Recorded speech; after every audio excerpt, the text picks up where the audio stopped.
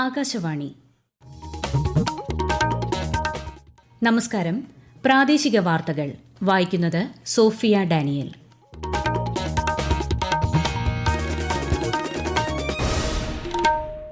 പ്രധാന വാർത്തകൾ.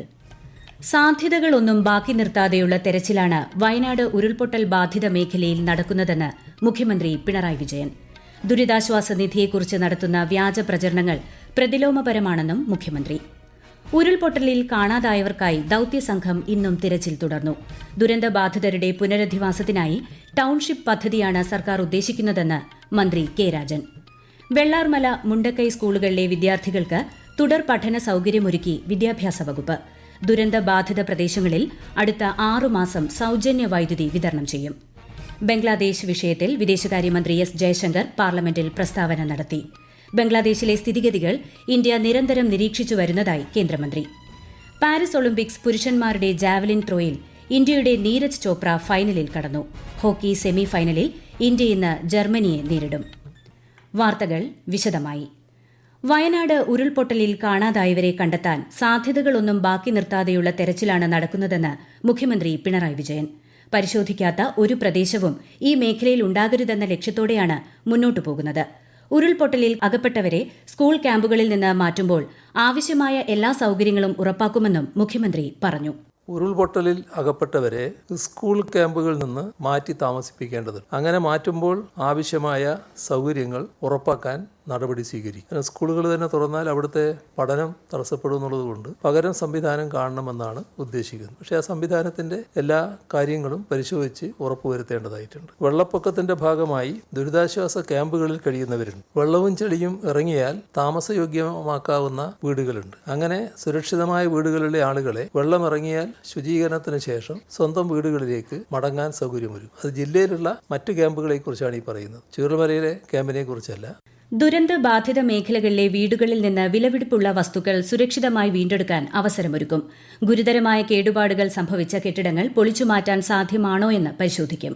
ദുരന്തത്തിൽ മരിച്ചവരുടെ സ്ഥിരീകരിച്ച സംഖ്യ 224 മുഖ്യമന്ത്രി അറിയിച്ചു. 154 പേരെ കാണാതായി എന്നാണ് കണക്ക്. 88 പേർ ഇപ്പോഴും ആശുപത്രികളിലാണ്. ചൂരൽമല ഭാഗത്ത് 9 ക്യാമ്പുകളിലായി 1381 പേരാണ് കഴിയുന്നത്. മൃതദേഹങ്ങളും ശരീരഭാഗങ്ങളും മറവ് ചെയ്യുന്നതിന് കൂടുതൽ സ്ഥലം ദുരന്ത നിവാരണ നിയമപ്രകാരം ഏറ്റെടുക്കും. തിരിച്ചറിയാനാകാത്ത മൃതദേഹങ്ങളുടെ DNA പരിശോധന സ്വകാര്യ ലാബുകളിലും ചെയ്യാനാകുമോ എന്ന് പരിശോധിക്കും. മൃതദേഹങ്ങൾ കടലിൽ ഒഴുകിയെത്തിയിട്ടുണ്ടോ എന്ന് പരിശോധിക്കുമെന്നും മുഖ്യമന്ത്രി പറഞ്ഞു. വയനാട് ഉരുൾപൊട്ടലുമായി ബന്ധപ്പെട്ട് കേന്ദ്ര പരിസ്ഥിതി മന്ത്രി ഭൂപേന്ദ്ര യാദവ് നടത്തിയ പ്രസ്താവനയെയും അദ്ദേഹം വിമർശിച്ചു. കേരളത്തിലെ മലയോര മേഖലയിലെ കുടിയേറ്റത്തിന് നൂറ്റാണ്ടുകളുടെ പഴക്കമുണ്ടെന്നും അനധികൃത കുടിയേറ്റവുമായി ഇതിനെ മുദ്രകുത്താൻ സാധിക്കില്ല എന്നും മുഖ്യമന്ത്രി പറഞ്ഞു. ഉരുൾപൊട്ടൽ ദുരന്തമുണ്ടായ ജൂലൈ 30 മുതൽ മുഖ്യമന്ത്രിയുടെ ദുരിതാശ്വാസ നിധിയിലേക്ക് ലഭിക്കുന്ന ഓരോ തുകയും വയനാടിന്റെ ദുരിതാശ്വാസ പ്രവർത്തനങ്ങൾക്കായി ഉപയോഗിക്കുമെന്ന് മുഖ്യമന്ത്രി അറിയിച്ചു.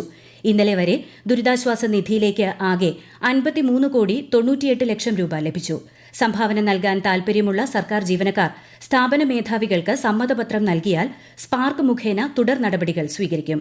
ദുരിതാശ്വാസ നിധിയെക്കുറിച്ച് നടത്തുന്ന വ്യാജ പ്രചരണങ്ങൾ പ്രതിലോമപരമാണെന്നും ഇത് ചിലരിലെങ്കിലും തെറ്റിദ്ധാരണ സൃഷ്ടിക്കുമെന്നും മുഖ്യമന്ത്രി പ്രതികരിച്ചു.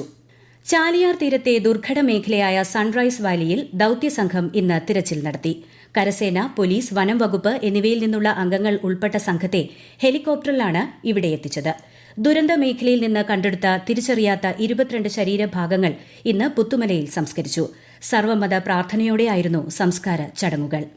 വയനാട് ഉരുൾപൊട്ടൽ ദുരന്തത്തിൽപ്പെട്ടവരെ പുനരധിവസിപ്പിക്കുന്നതിന് ടൌൺഷിപ്പ് പദ്ധതിയാണ് സർക്കാർ ഉദ്ദേശിക്കുന്നതെന്ന് റവന്യൂ മന്ത്രി കെ രാജൻ. വിദ്യാഭ്യാസം, ഉപജീവന മാർഗം, ആരോഗ്യ സംരക്ഷണ സംവിധാനങ്ങൾ തുടങ്ങി എല്ലാം ഒരു കുടയ്ക്ക് കീഴിൽ കൊണ്ടുവരുന്ന മാതൃകാ പദ്ധതിയായിരിക്കും ഇത്. ക്യാമ്പിൽ കഴിയുന്നവർക്ക് പുനരധിവാസം സാധ്യമാകുന്നതുവരെ താമസിക്കുന്നതിന് ആവശ്യമായ കെട്ടിടങ്ങൾ കണ്ടെത്താനുള്ള ശ്രമം ആരംഭിച്ചതായും മന്ത്രി പറഞ്ഞു. ഒഴിഞ്ഞുകിടക്കുന്ന സർക്കാർ സ്വകാര്യ കെട്ടിടങ്ങൾ, വീടുകൾ, റിസോർട്ടുകൾ എന്നിവ ഒരാഴ്ചയ്ക്കകം കണ്ടെത്തി നൽകാൻ നിർദ്ദേശം നൽകിയിട്ടുണ്ട്. രക്ഷാ ദുരിതാശ്വാസ പ്രവർത്തനങ്ങൾക്കെതിരായ കുപ്രചരണങ്ങൾ അവസാനിപ്പിക്കണമെന്ന് മന്ത്രി എ കെ ശശീന്ദ്രനും അഭ്യർത്ഥിച്ചു. ദുരന്തബാധിത മേഖലകൾ സന്ദർശിക്കുകയായിരുന്നു ഇരുവരും. വയനാട്ടിലെ ദുരന്തബാധിത പ്രദേശങ്ങളിൽ അടുത്ത 6 മാസം സൌജന്യമായി വൈദ്യുതി വിതരണം ചെയ്യാൻ മന്ത്രി കെ കൃഷ്ണൻകുട്ടി നിർദ്ദേശം നൽകി. മേപ്പാടി പഞ്ചായത്തിലെ 10, 11, 12 വാർഡുകളിൽ ഉൾപ്പെടുന്ന Chooralmala exchange, Chooralmala tower, Mundakkai, K Nair, Ambedkar colony, Attamala pump എന്നീ ട്രാൻസ്ഫോമറുകളിൽ ഉൾപ്പെടുന്ന ഉപഭോക്താക്കൾക്കാണ് പ്രയോജനം ലഭിക്കുക. ഇവർക്ക് നിലവിൽ വൈദ്യുതി ചാർജ് കുടിശ്ശിക ഉണ്ടെങ്കിൽ അത് ഈടാക്കില്ലെന്നും അറിയിച്ചിട്ടുണ്ട്. ഉരുൾപൊട്ടൽ ദുരന്ത മേഖലയിലെ വെള്ളാർമല, മുണ്ടക്കൈ സ്കൂളുകൾക്ക് തുടർ പഠന സൌകര്യമൊരുക്കി വിദ്യാഭ്യാസ വകുപ്പ്. വെള്ളാർമല സ്കൂളിലെ 552 കുട്ടികൾക്കും മുണ്ടക്കൈ GLP സ്കൂളിലെ 62 കുട്ടികൾക്കുമാണ് ബദൽ മാർഗമൊരുങ്ങുന്നത്. ഇതിനായി മേപ്പാടി ഗവൺമെന്റ് ഹയർ സെക്കൻഡറി സ്കൂളിലും ഗ്രാമപഞ്ചായത്തിന്റെ ഉടമസ്ഥതയിലുള്ള APJ ഹാളിലും സൌകര്യമൊരുക്കും. പൊതുപരീക്ഷ എഴുതാൻ തയ്യാറെടുക്കുന്ന കുട്ടികൾക്ക് ക്ലാസുകൾ ആരംഭിക്കാൻ രക്ഷിതാക്കൾ താൽപര്യം അറിയിച്ചതായും വിദ്യാഭ്യാസ വകുപ്പ് അറിയിച്ചു. വെള്ളാർമല, മുണ്ടക്കൈ സ്കൂളുകളിൽ 1ാം പാദ പരീക്ഷയും മാറ്റിവച്ചിട്ടുണ്ട്. മേപ്പാടി ഗവൺമെന്റ് ഹയർ സെക്കൻഡറി സ്കൂളിൽ ക്യാമ്പുകൾ നിർത്തുന്നതോടെ ക്ലാസുകൾ പുനരാരംഭിക്കുമെന്നും മന്ത്രി അറിയിച്ചു. തോട്ടം തൊഴിലാളികൾക്കും അതിഥി തൊഴിലാളികൾക്കും ലേബർ ബോർഡ് സാമ്പത്തിക സഹായം നൽകുമെന്ന് മന്ത്രി വി ശിവൻകുട്ടി. ദുരന്തത്തിൽ മരിച്ച തൊഴിലാളികളുടെ കുടുംബങ്ങൾക്ക് ലേബർ ബോർഡ് 1 ലക്ഷം രൂപ വീതം നൽകും. അതിഥി തൊഴിലാളികൾക്ക് ചികിത്സാ ധനസഹായം ലഭ്യമാക്കുമെന്നും വയനാട്ടിലെ ദുരിതാശ്വാസ ക്യാമ്പുകൾ സന്ദർശിച്ച ശേഷം മന്ത്രി പറഞ്ഞു. ഈ വാർത്തകൾ ആകാശവാണിയിൽ നിന്ന്. ബംഗ്ലാദേശിലുള്ള ഇന്ത്യക്കാരുമായി നിരന്തരം സമ്പർക്കം പുലർത്തുന്നുണ്ടെന്ന് വിദേശകാര്യമന്ത്രി എസ് ജയശങ്കർ. ബംഗ്ലാദേശ് വിഷയത്തിൽ പാർലമെന്റിൽ സ്വമേധയാ നടത്തിയ പ്രസ്താവനയിലാണ് അദ്ദേഹം ഇക്കാര്യം അറിയിച്ചത്. നിലവിൽ 9,000 വിദ്യാർത്ഥികൾ ഉൾപ്പെടെ ഏകദേശം 19,000 ഇന്ത്യക്കാരാണ് ബംഗ്ലാദേശിലുള്ളത്. ധാക്കയിലെ ഹൈക്കമ്മീഷണർ മുന്നറിയിപ്പ് നൽകിയതിനെ തുടർന്ന് ഭൂരിഭാഗം വിദ്യാർത്ഥികളും കഴിഞ്ഞ മാസം തന്നെ ഇന്ത്യയിലേക്ക് മടങ്ങിയിട്ടുണ്ടെന്നും ശ്രീ ജയശങ്കർ പറഞ്ഞു. ബംഗ്ലാദേശിലെ സ്ഥിതിഗതികൾ ഇന്ത്യ നിരന്തരം നിരീക്ഷിക്കുകയാണ്. ബംഗ്ലാദേശ് പ്രധാനമന്ത്രി സ്ഥാനം രാജിവെക്കാൻ തീരുമാനിച്ച ഉടൻ തന്നെ ഷെയ്ഖ് ഹസീന ഇന്ത്യയിലേക്ക് വരാൻ അനുമതി തേടിയതായും അദ്ദേഹം പറഞ്ഞു. തിരുവനന്തപുരത്ത് അമീബിക് മസ്തിഷ്ക ജ്വരം സ്ഥിരീകരിച്ച നെയ്യാറ്റിൻകര നെല്ലിമൂട് പ്രദേശത്ത് 39 പേർ നിരീക്ഷണത്തിലുണ്ടെന്ന് ആരോഗ്യവകുപ്പ്. രോഗം സ്ഥിരീകരിച്ച പേരൂർക്കട സ്വദേശിക്ക് രോഗം ബാധിച്ചത് എവിടെ നിന്നാണെന്ന് ഇതുവരെ കണ്ടെത്താനായിട്ടില്ല. കഴിഞ്ഞ മാസം 23-ന് മരിച്ച യുവാവും ഇപ്പോൾ ചികിത്സയിലുള്ള 4 പേരിൽ 3 പേരും നെല്ലിമൂട് സ്വദേശികളാണ്. രോഗബാധ റിപ്പോർട്ട് ചെയ്ത പ്രദേശം തിരുവനന്തപുരം DMO സന്ദർശിച്ച് സ്ഥിതിഗതികൾ വിലയിരുത്തി. പത്തനംതിട്ട ജില്ലയിൽ കഴിഞ്ഞ മാസമുണ്ടായ മഴക്കെടുതിയിൽ 386 ലക്ഷത്തിലധികം രൂപയുടെ കൃഷിനാശമുണ്ടായതായി റിപ്പോർട്ടുകൾ. 2053 കർഷകരാണ് കൃഷിനാശം നേരിട്ടത്. കൂടുതൽ വിവരങ്ങളുമായി ആകാശവാണി പത്തനംതിട്ട ജില്ലാ പ്രതിനിധി ശ്രീജി എസ് ശ്രീധർ. പത്തനംതിട്ട ജില്ലയിൽ കഴിഞ്ഞ ഒരു മാസത്തെ മഴക്കെടുതിയെ തുടർന്ന് 386.35 ലക്ഷം രൂപയുടെ കൃഷിനാശമുണ്ടായതായി കൃഷിവകുപ്പിന്റെ കണക്കുകൾ വ്യക്തമാക്കുന്നു. 115.54 ഹെക്ടർ സ്ഥലത്തെ 2053 കർഷകരുടെ കൃഷി നശിച്ചതായും കണക്കുകളിലുണ്ട്. കുലച്ചതും കുലയ്ക്കാത്തതുമായ 143 തെങ്ങുകളാണ് മഴയിലും ശക്തമായ കാറ്റിലും നശിച്ചത്. 53.69 ഹെക്ടർ സ്ഥലത്തെ 1345 കർഷകരുടെ ഏത്തകൃഷി നശിച്ചു. 7.68 ഏക്കറിലെ മരച്ചീനി കൃഷിയും 5.62 ഹെക്ടറിലെ കിഴങ്ങു വർഗ്ഗങ്ങളും 2.42 ഹെക്ടറിലെ പച്ചക്കറി കൃഷിയും നശിച്ചിട്ടുണ്ട്. സംസ്ഥാനത്ത് മഴയ്ക്ക് നേരിയ ശമനം. ഇന്ന് കണ്ണൂർ, കാസർഗോഡ് ജില്ലകളിൽ മാത്രമാണ് മഞ്ഞ ജാഗ്രത നൽകിയിരിക്കുന്നത്. മീൻപിടുത്തത്തിനും തടസ്സമില്ല. പാരീസ് ഒളിമ്പിക്സ് പുരുഷന്മാരുടെ ജാവലിൻ ത്രോയിൽ ഇന്ത്യയുടെ നീരജ് ചോപ്ര ഫൈനലിൽ കടന്നു. ഫൈനൽ യോഗ്യതയ്ക്ക് വേണ്ട ദൂരം 84 മീറ്ററാണെന്നിരിക്കെ ആദ്യ ശ്രമത്തിൽ തന്നെ 89.34 മീറ്റർ ദൂരം എറിഞ്ഞാണ് നീരജിന്റെ ഫൈനൽ പ്രവേശം. എന്നാൽ ഗ്രൂപ്പ് എയിൽ ഇതേ ഇനത്തിൽ മത്സരിച്ച കിഷോർ കുമാർ ജനയ്ക്ക് യോഗ്യത നേടാനായില്ല.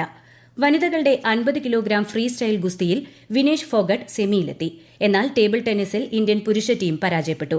പുരുഷ ഹോക്കി സെമി ഫൈനലിൽ ഇന്ത്യ ഇന്ന് ജർമ്മനിയെ നേരിടും. ഇന്ത്യൻ സമയം രാത്രി 10:30-നാണ് മത്സരം. പ്രധാന വാർത്തകൾ വീണ്ടും. സാധ്യതകളൊന്നും ബാക്കി നിർത്താതെയുള്ള തെരച്ചിലാണ് വയനാട് ഉരുൾപൊട്ടൽ ബാധിത മേഖലയിൽ നടക്കുന്നതെന്ന് മുഖ്യമന്ത്രി പിണറായി വിജയൻ.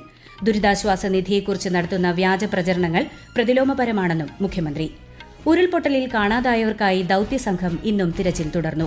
ദുരന്തബാധിതരുടെ പുനരധിവാസത്തിനായി ടൌൺഷിപ്പ് പദ്ധതിയാണ് സർക്കാർ ഉദ്ദേശിക്കുന്നതെന്ന് മന്ത്രി കെ രാജൻ. വെള്ളാർമല, മുണ്ടക്കൈ സ്കൂളുകളിലെ വിദ്യാർത്ഥികൾക്ക് തുടർ പഠന സൌകര്യമൊരുക്കി വിദ്യാഭ്യാസ വകുപ്പ്. ദുരന്തബാധിത പ്രദേശങ്ങളിൽ അടുത്ത 6 മാസം സൌജന്യ വൈദ്യുതി വിതരണം ചെയ്യും. ബംഗ്ലാദേശ് വിഷയത്തിൽ വിദേശകാര്യമന്ത്രി എസ് ജയശങ്കർ പാർലമെന്റിൽ പ്രസ്താവന നടത്തി. സ്ഥിതിഗതികൾ ഇന്ത്യ നിരന്തരം നിരീക്ഷിച്ചു വരുന്നതായി കേന്ദ്രമന്ത്രി. പാരീസ് ഒളിമ്പിക്സ് പുരുഷന്മാരുടെ ജാവലിൻ ത്രോയിൽ ഇന്ത്യയുടെ നീരജ് ചോപ്ര ഫൈനലിൽ കടന്നു. ഹോക്കി സെമി ഫൈനലിൽ ഇന്ത്യ ഇന്ന് ജർമ്മനിയെ നേരിടും. പ്രാദേശിക വാർത്തകൾ കഴിഞ്ഞു. അടുത്ത വാർത്താ പ്രക്ഷേപണം രാത്രി 7:25-ന്.